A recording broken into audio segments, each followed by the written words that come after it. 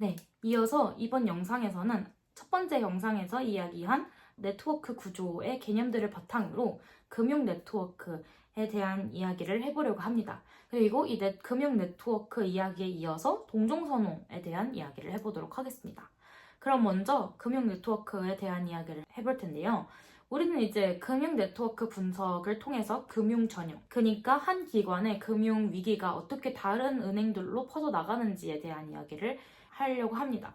그러니까 이것을 이해하면은 이제 리만 브러더스 사태나 이제 경제 대공황 같은 큰 경제 위기들, 은행의 파산과 같은 그런 경제 현상들을 이해할 수 있게 되는 것이죠. 특히 금융 네트워크에서 중심성, 즉 어떤 기관이 네트워크 안에서 얼마나 중요한 위치를 차지하고 있는지를 분석하면 이 저자는 누가 너무 연결되어 있어서 망할 수 없는 상태인지를 밝혀낼 수 있다고 합니다.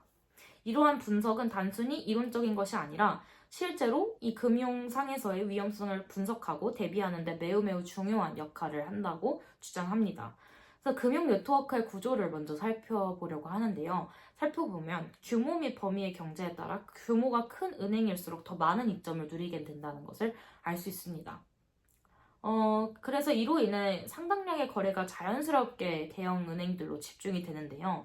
은행과 다른 거래들은 서로 거래를 하면서 이제 네트워크 상의 링크, 연결을 만들어내는데 흥미로운 점은 모든 기관과 조금씩 거래하는 대신 소수의 거래 상대와 집중적으로 거래하는 편이 비용 측면에서 훨씬 더 유리하다는 것입니다. 이제 관계를 맺는 데 드는 고정 비용도 절약할 수 있을 뿐만 아니라 특정 거래 상대에게서 더 좋은 조건을 얻을 가능성도 높아지기 때문이죠. 하지만 지금 말씀드린 이런 금융 네트워크 구조는 동시에 위험도 내포를 하는데요. 만약에 이제 금융시장에서는 한 회사가 다른 회사의 손실에 과다하게 노출되는 연결관계가 이러한 구조 때문에 자연스럽게 생겨나고요. 그리고 만약 하나의 은행이 파산하게 된다면 이와 연결된 다른 은행들까지 줄줄이 지급 불능 상태에 빠질 수 있습니다. 회사들도 마찬가지인 것이죠. 그래서 기업들이 포트폴리오를 구축하거나 동업 상대를 선택할 때 이 결정이 거래 상대방의 어떤 외부 효과를 초래할지, 이후 어떤 일들이 연쇄적으로 벌어질지를 충분히 고려하지 않기 때문에 이런 위험은 쉽게 방치됩니다. 또한 이런 불확실성과 불안감은 투자자들한테도 큰 영향력을 미치는데요. 투자자들은 이제 불안감을 느끼면 재빨리 투자금을 인출하거나 대출을 중단하려는 경향을 보입니다. 내 자본과 자산을 지키기 위해서죠. 그래서 이런 현상은 단지 도산 위기에 처한 회사에만 그치지 않습니다. 심지어 재정적으로 건전한 금융기관들조차도 유동성 부족으로 인해 순식간에 지급 불능 상태에 빠질 수 있습니다. 바로 이런 요인들, 즉 특히 각각의 요인이 단독으로서가 아니라 서로 복합적으로 유기적으로 작용할 때 생기는 위험 때문에 금융시장에는 엄격한 관리 감독과 보호 장치가 필수적으로 필요하다고 이 저자는 주장합니다. 게다가 세계화가 가속되면서 금융 네트워크는 점점 더 촘촘하게 연결되고 있습니다. 특히 그 중심에 위치한 참가자들은 점점 더 비대해지고 있죠. 조밀해진 네트워크와 핵심 참가자들의 거대화는 양면성을 가진다고 이 저자는 이야기를 합니다. 한편으로는 이 금융 시스템이 막대한 손실을 흡수할 수 있는 능력은 커졌지만 다른 한편으로는 주요 노드들, 여기에서 보면 이제 은행들인 거죠. 노드들의 예기치 않은 충격이 가해질 경우 그 충격이 전 세계로 순식간에 확산이 되면서 글로벌 불황을 초래할 가능성도 훨씬 더 커졌다라고 이야기를 합니다. 이처럼 네트워크의 관점은 금융 시스템을 이해하는 데 있어서 필수적입니다. 하지만 점점 더 이제 금융시장이 또 세계의 이 시장이 점점 더 얽히고 복잡해지고 있죠. 그래서 그 안에서 일어나는 다양한 외부 효과 그리고 변칙적 행동들 때문에 문제들은 점점 더 어려워지고 분석하기 힘들어지고 있다고 이 저자는 이야기를 하고 있었습니다. 그럼에도 불구하고 이 저자가 이 금융 네트워크에서 강조하고 있었던 점은 뭐냐면 구조적 위험을 제대로 평가하고 대비하기 위해서는 이론적으로라도 이 금융 네트워크 시스템 구조 자체를 우리가 이해하고 있어야 할 필요가 있다라고 이야기를 합니다. 그래서 이 정밀한 금융 네트워크를 뭔가 이 그래픽상으로나 아니면 뭔가 손수 그려내야 한다고 이야기를 하고 있습니다. 지도를 그리지 않고는 방향을 잡을 수 없듯이 금융 네트워크 세계에서도 정확한 네트워크 지도가 필요하다는 것이죠. 사실 근데 저는 이 금융 네트워크를 설명한 부분이 조금은 생뚱맞다고 생각을 했었어요. 그리고, 네. 그래서 조금 더 중요한 내용으로 바로 넘어가 보도록 하겠습니다. 더 중요한 내용은 바로 5장, 제가 생각했을 때 더 중요하다고 생각한 부분은 이제 5장부터 나왔는데요. 5장의 제목은 이제 끼리끼리 무리짓고 남과 구별짓기입니다. 그러니까 유유상종으로 요약을 할 수가 있죠. 그래서 여기 5장에서부터는 네트워크에서 나타나는 또 다른 중요한 특성인 동종선호, 영어로는 호모필리에 대한 이야기를 해보려고 합니다. 여러분은 혹시 사람들은 왜 자꾸만 모여 다닐까? 비슷한 사람들끼리 모여 다닐까? 이런 궁금증을 가진 적이 있으신가요? 이 질문은 사실 단순한 저자의 호기심에서 출발하지만 이 이면에는 사회 네트워크가 형성되는 본질적인 메커니즘이 숨어 있습니다. 동종선호란 말 그대로 자신과 비슷한 사람들과 어울리려는 성향을 말합니다. 호모는 이제 같다는 의미이고 필리는 좋아함을 뜻하죠. 즉 우리는 본능적으로 나와 유사한 사람들에게 더 끌리게 되어 있다는 것입니다. 예를 하나 들어볼까요? 이제 인도에서는 카스트 제도라는 전통적인 계급 구조가 있습니다. 이 제도 안에서는 태어난 계급에 따라 결혼, 직업, 심지어 일상적인 교류까지 분리되어 있습니다. 이처럼 사회가 집단 간의 명확한 선을 긋는 경우 네트워크도 그 경계에 따라 강하게 분절이 됩니다. 하지만 이런 분열은 인도만의 이야기가 아니죠. 인도는 이제 카스트 제도라는 명확한 신분제가 있지만 이 신분제가 사실 우리 사회에서는 뭔가 명확하게 개념화되어 있지 않을 뿐 추상적으로는 그 어디에서나 존재를 한다고 저는 생각을 합니다. 전 세계 곳곳에서 다양한 이유로 사람들은 이제 자신과 닮은 사람들과 관계를 맺고 또 닮지 않은 사람들끼리는 거리를 두고 차별을 하고 폭력을 쓰고 전쟁을 합니다.